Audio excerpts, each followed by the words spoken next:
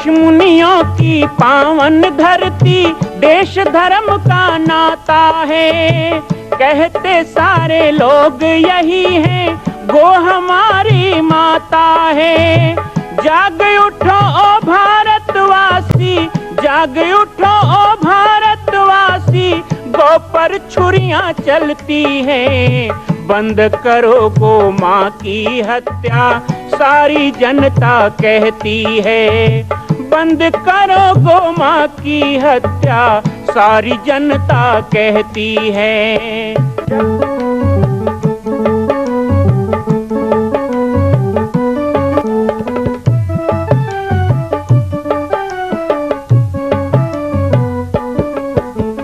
जगह जगह पर बूचड़ खाना, लाखों गौएं कटती हैं। किसे सुनाए व्यथा हमारी, नैना नीर बहाती हैं। रक्षा करना गौ माता की, रक्षा करना गौ माता की, गीता ज्ञान सिखाती है। बंद करो गो माँ की हत्या, सारी जनता कहती है। बंद करो गो माँ की हत्या, सारी जनता कहती है।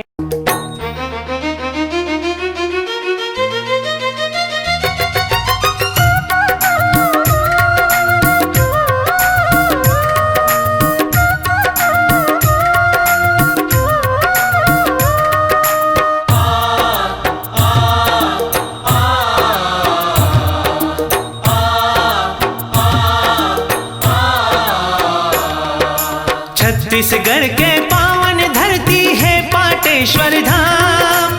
छत्तीसगढ़ के पावन धरती है पाटेश्वर धाम। पंचमुखी हनुमान बिराजे, जय जय सीताराम। सिया राम जय जय राम, सिया राम जय जय।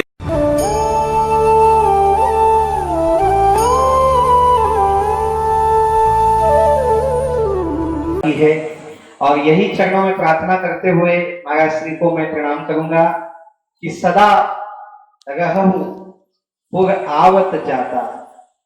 ये पाटेश्वर धाम जब भी आप डोंडी लोहारा बालोद जिला, जब भी आपका प्रवास हो भगवान, आप यहाँ पधारते रहें, यहाँ हमें मार्गदर्शन देते रहें। हम नन्हे मुन्ने बच्चे हैं, गुरुदेव भगवान की कृपा है इसलिए इतना कुछ कर पाते हैं। आप सबका आशीर्वाद मिलेगा तो और कुछ अधिक करने का प्रयास करें। पूज्य महाराज श्री के इन्हीं दिव्य आशीर्वचनों के साथ ऐसा लग रहा है कि पुरुषोत्तम मास की कथा अब हमारी बहुत सार्थक हो रही है। मैं व्यास जी, हमारे पूर्णेंदु तिवारी जी से चाहूंगा कि आरती के साथ आप आज के कार्यक्रम को विश्राम देंगे, क्योंकि फिर पूज्य महाराज श्री यहाँ से प्रस्थान रायपुर के लिए करेंगे।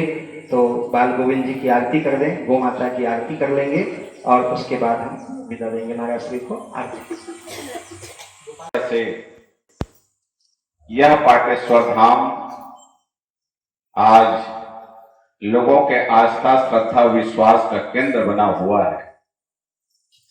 ऐसे हमारे बाल योगेश्वर राम बालक दास जी महाराज, जो अपने श्रद्धेय गुरुदेव के कृपा से और उनके आशीर्वाद से केवल पाटेश्वर धाम ही नहीं, केवल बालोद जिला ही नहीं, केवल छत्तीसगढ़ ही नहीं, भारतवर्ष के संत समाज में जिन्हें जाना, समझा और माना जाता है, ऐसे श्रद्धेय राम बालक दास जी, पाटेश्वर धाम के सभी सेवा में रत सभी भक्तगण, उपस्थित सभी सज्जनों, ममतामयी माताएं, शक्ति स्वरूप देवियों, छोटे छोटे बच्चों, हमारे बीच में आदरणीय श्री जयेश जी हैं यहाँ, और पशु चिकित्सा विभाग के हमारे उप संचालक, सभी अधिकारीगण, जिला प्रशासन, पुलिस प्रशासन के भी हमारे सभी अधिकारी कर्मचारी यहाँ उपस्थित हैं। उपस्थित सभी श्रद्धालुजन, आज बहुत ही सुखद अवसर है। बहुत ही अच्छा पुरुषोत्तम मास चल रहा है और उसमें भी पुरुषोत्तमा एकादशी, कमला एकादशी के बाद आज द्वादशी का महान पर्व है और इस अवसर पर हमारे ऋषि मुनियों ने इस बात को कहा है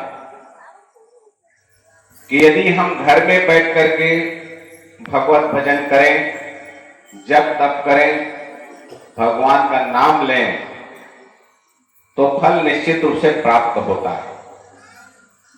लेकिन हम किसी सरोवर के किनारे बैठ करके, हम यदि किसी तालाब के किनारे बैठ करके, नदी के किनारे बैठ करके यदि हम भगवत नाम लें तो उससे 10 गुना ज्यादा फल प्राप्त होता है। और यदि किसी देवालय में बैठ करके हम नाम लें तो उससे भी 10 गुना ज्यादा फल की प्राप्ति होती है। लेकिन हम किसी गौशाला में गौ माताओं के सानिध्य में बैठ करके यदि हम जब तप करते हैं तो उससे हजारों गुना ज्यादा फल की प्राप्ति होती है। और आज इतना अच्छा सुअवसर है, एक तो पुरुषोत्तम मास, ऊपर से यह पाटेश्वर धाम, यह 1 माह से जो प्रवचन की श्रृंखला चल रही है वह एक धार्मिक मंच और साथ गौ माताएं मंच में बैठकर कथा श्रवण कर रही हैं। और उस बीच में हम यदि भगवान का नाम ले रहे हैं तो जरा विचार करिए कितने गुना फल हम सबको मिले, वो भी संतों का सानिध्य। तो निश्चित रूप से हम सब बहुत ही बड़भागी हैं कि यह सुअवसर हम आप सबको प्राप्त हुआ है। गौ माता के विषय में कहा गया है कि गावो विश्वस्त मातरा, गौ माता विश्व की माता है। विश्व में जितने भी जीवधारी हैं उन सभी की माता गौ माता है। और यह भी कहा गया, हमारी मान्यता है भारतीय संस्कृति सनातन धर्म में, कि एक गौ माता में 33 कोटि देवताओं का वास होता है। यदि हम एक गौ माता का सेवा शुश्रूषा कर लिए तो समस्त देवी देवताओं का पूजन अर्चन करने का फल प्राप्त होता है। ऐसे गौ माता आज इस कथा मंच में बैठ करके, कथा पंडाल में बैठ करके कथा श्रवण कर रही हैं। उन सबका आशीर्वाद हम सबको प्राप्त हो रहा है। तो निश्चित रूप से यही सौभाग्य का विषय है। हमारे आदरणीय बाल योगेश्वर जी महाराज कह रहे थे कि मुझे स्मरण नहीं है कि महाराज यहाँ कब आए थे, लेकिन आए जरूर थे। मैं रास्ते में अपने साथ वालों को कह रहा था कि जिस स्थान में हम आज जा रहे हैं, डौंडी लोहारा के बाद उस स्थान जाने के पहुंच मार्ग भी नहीं था। बड़े बड़े पत्थर, बोल्डर उस समय था। ये 1997 की बात है। 1997 में श्रद्धेय गुरुदेव जी और आदरणीय बालकेश्वर राम बालक दास जी महाराज एक गौशाला के पूजा करने के लिए, गौशाला शुभारंभ करने के लिए हम लोग भिलाई में उपस्थित थे, साथ मैं भी था।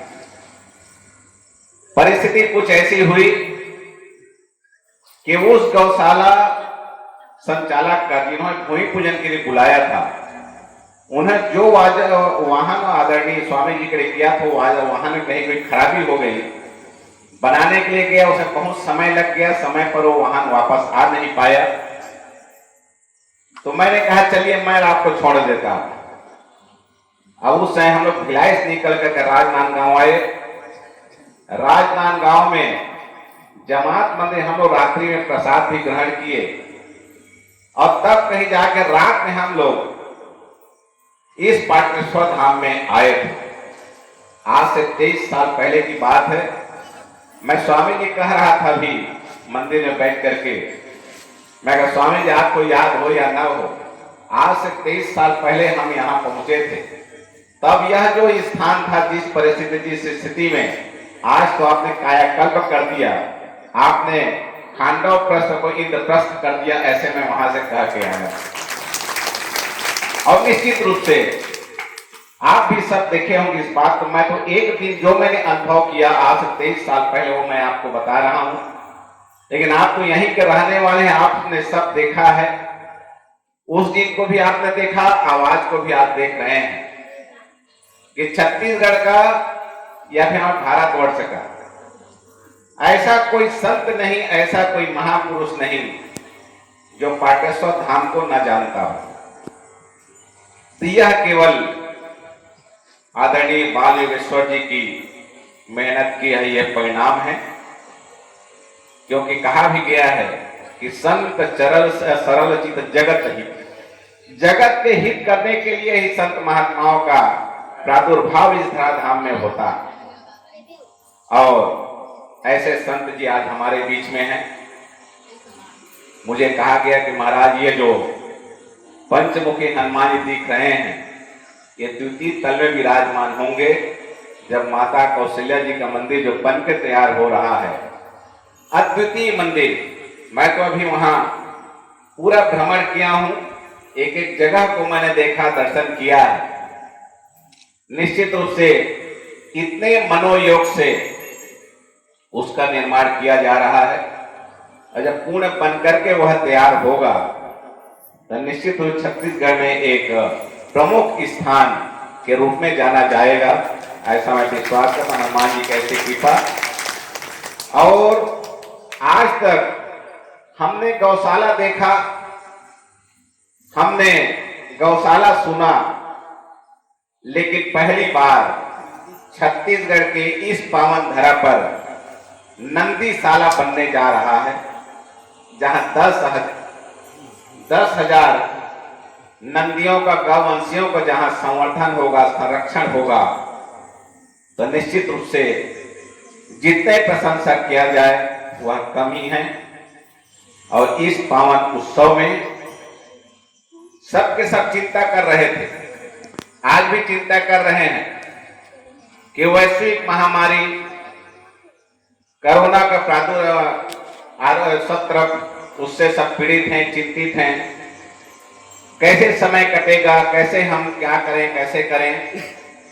लेकिन इन सबसे परे, इन सबसे अलग हट करके बासंती नवरात्रि से आदरणीय बाल योगेश्वर जी ने यूट्यूब में जो प्रवचन का प्रत्येक दिन का जो उन्होंने प्रारंभ किया है, आज 6 माह होने जा रहा है।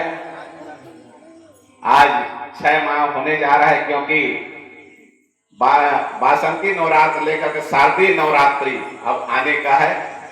और इसी बीच में यह पुरुषोत्तम मास, जिसमें पूरे 1 मास तक भगवत भजन का, भगवत कथा का, यज्ञ का आयोजन आपने किया। भारतीय संस्कृति, सनातन धर्म का प्रचार प्रसार के लिए, ऐसे जन जन तक पहुंचाने के लिए यह एक बहुत बड़ा माध्यम है कि देवी स्थल, मठ, मंदिर, आश्रम, जिससे लोग जुड़ करके आस्था, श्रद्धा, भक्ति साथ वहां जुड़ करके हमारे संस्कृति समझें, हमारे संस्कार को अपने जीवन में धारण करें। क्योंकि यह बात हर किसी को पता है और हर किसी को यह मुखाग्र भी है। गोस्वामी तुलसीदास महाराज ने लिखा इस बात को कि प्रातः काल उठके रहुना था, मां तो पिता गुरु नाम ही मां था। ऐसे कोई व्यक्ति नहीं है जिसको ये पंक्ति याद नहीं। हम लोग सिर हिला हिला के खूब इस बात को बोलते हैं, लेकिन आश्चर्य की बात यह है कि किनके घर के बच्चे आज ऐसी करते हैं। गोस्वामी तुलसीदास महाराज ने इस बात को मर्यादा पुरुषों राघवेंद्र सरकार जी के लिए लिखा, जिन्हें हम परमात्मा मानते हैं, कि इस धराधाम में वो आए और लीला करने के प्रेरणा देने के लिए, हम सबको सिखाने के लिए कि जब मैं ऐसा करता हूं तो आप लोग भी करें। ये सोच करके उन्होंने किया। गोस्वामी तुलसीदास महाराज ने लिखा इस बात को। आप पूरा मानस पढ़ लीजिए। यदि मानस यहाँ एक पंक्ति नहीं रहता कि सिय राम मैं सब जग जानी करहु प्रणाम जोर जुग पानी, तो कहीं कोई कमी नहीं होता। कि भगवान राम ने जो किया कि प्रातः काल उठे रघुनाथा मात पिता गुरु नावहि माथा, यदि एक पंक्ति नहीं रहता तो मानस अधूरा हो जाता, ऐसा भी नहीं लगता। आखिर गोस्वामी लिखा तो लिखा क्यों इस पंक्ति को? उन्होंने यह सोच के लिखा, यह घटना त्रेता युग का है।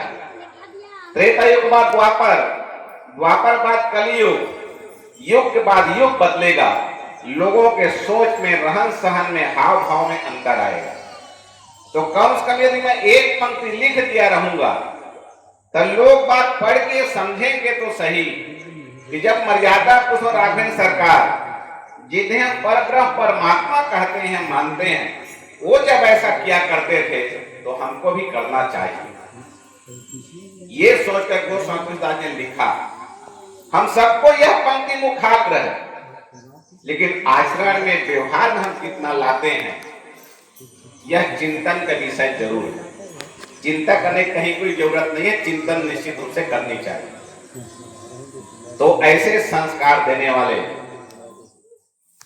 हमारे इस आश्रम के कर्ता धर्ता, हमारे आश्रम के संचालक आदरणीय बाल योगेश्वर जी, जो बहुत ही मेहनत करके, बहुत ही प्रयास करके और छत्तीसगढ़ के पूरे प्रवास में रह करके, पूरे भारतवर्ष प्रवास में रह करके, छत्तीसगढ़ माननीय यशस्वी मुख्यमंत्री भूपेश बघेल जी ने मुझे कहा कि महाराज आप मठ में 4 दिन रह करके बहुत अच्छा गौ माता की सेवा कर रहे हैं। मेरी इच्छा है कि इसको आप छत्तीसगढ़ कोने कोने में जाकर सेवा करिए और लोगों से कराइए। मैं कहा बिल्कुल मैं तैयार हूं उसके लिए। उन्होंने गौ सेवा आयोग का अध्यक्ष मुझे बनाया। आज मैं जगह जगह जा रहा हूं, लोगों से भेंट कर रहा हूं, गौशाला गौ माता का दर्शन कर रहा हूं। अनेक गौशाला में मुझे मिला, ये बात सुनने को मिला, मैं देखा भी। लोगों ने कहा, संचालकों ने कहा कि महाराज ये जो गौशाला है ये बाल योगेश्वर बालक दास जी के प्रेरणा से, उनके आशीर्वाद से खुला है। उन्होंने कहा को आए तो उन्होंने भूमि पूजन किया, वो आए तो उन्होंने यहाँ यज्ञ किया और उन्होंने कहा कि आप लोग गौशाला चलाइए। हम लोगों ने कहा महाराज गौशाला चलाना बहुत कठिनाई है, कैसे गौशाला चला पाएंगे? तो महाराज जी ने कहा कि आप शुरुआत तो करिए, गौ माता कृपा होगी, बहुत अच्छे ढंग से चलेगा। ये मुझे गौशाला संचालकों ने कहा कि स्वामी जी के आशीर्वाद से हम लोग जो प्रारंभ किए, उनके प्रेरणा से आप प्रारंभ किए हैं। मुझे देख कर जानकर बड़ी खुशी हुई। अनेक गौशालाओं में ये सुनाई दिया। तो ऐसे बाल योगेश्वर जी हमारे बीच में हैं और निश्चित रूप से इनके तप तपस्या का ये परिणाम है कि आज पाटेश्वर धाम की जो परिकल्पना इन्होंने किया है और भविष्य में जो भारत में अद्वितीय माता कौशल्या के मंदिर यहाँ बन के तैयार हो रहा है, जहाँ माता कौशल्या जी विराजमान होंगे, हमारे हनुमान जी वहाँ विराजमान होंगे और गौ माता के साथ साथ गौवंशियों का भी, नंदीशाला का भी निर्माण यहाँ किया जा रहा है। निश्चित रूप से प्रशंसनीय है। मैं बहुत बहुत धन्यवाद साधुवाद देना चाहता हूँ आदरणीय बाल योगेश्वर जी को, जिन्होंने परसों मुझे कहा संध्या के समय, बोले महाराज मेरी इच्छा है कि 1 माह का पुरुषोत्तम मास में कथा यहाँ आयोजित है, आप समय निकालें। मैं कहा मैं तो स्वयं आना चाह रहा था और आपका संदेश आ गया, मैं निश्चित रूप से आऊंगा। मैं अपने सहयोगियों से कहा कि भाई मुझे बालोद जाना है, पाटेश्वर धाम जाना है दर्शन के लिए। कार्यक्रम इतना वे लोग रोज का बना कर रखे, तो मैं कहा उसमें एक पाटेश्वर धाम को जुड़ी जिसमें हमको जाना है।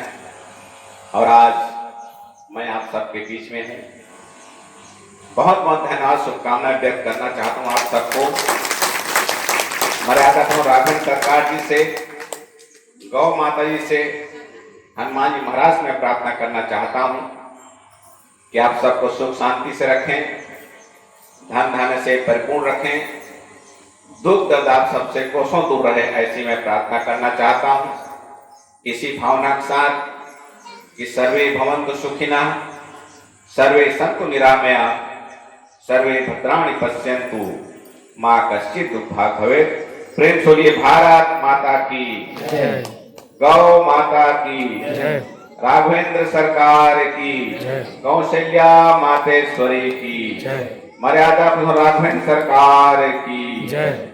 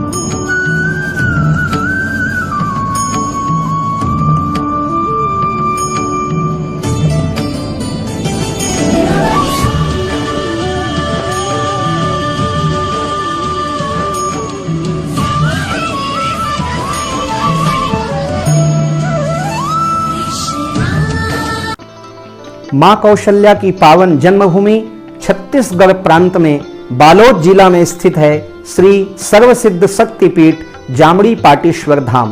परम पूज्य सद्गुरुदेव राजयोगी बाबा जी की तपस्थली श्री पाटेश्वर धाम और विश्व के अद्वितीय मां कौशल्या जन्मभूमि मंदिर निर्माण का दर्शन करने और इसी प्रकार समसामयिक विषयों पर अपना ज्ञान वर्धन करने के लिए और 10,000 गायों के लिए बनने वाले श्री हनुमान नंदीशाला गो अभ्यारण्य का समाचार प्राप्त करने के लिए आप सभी देखते रहें YouTube चैनल पर राम बालक दास, और हमारे चैनल को आप सभी सब्सक्राइब करें, घंटी का बटन दबाएं ताकि आप सूचनाओं से जुड़े रह सकें। जय श्री राम, जय गौ माता, जय गोपाल।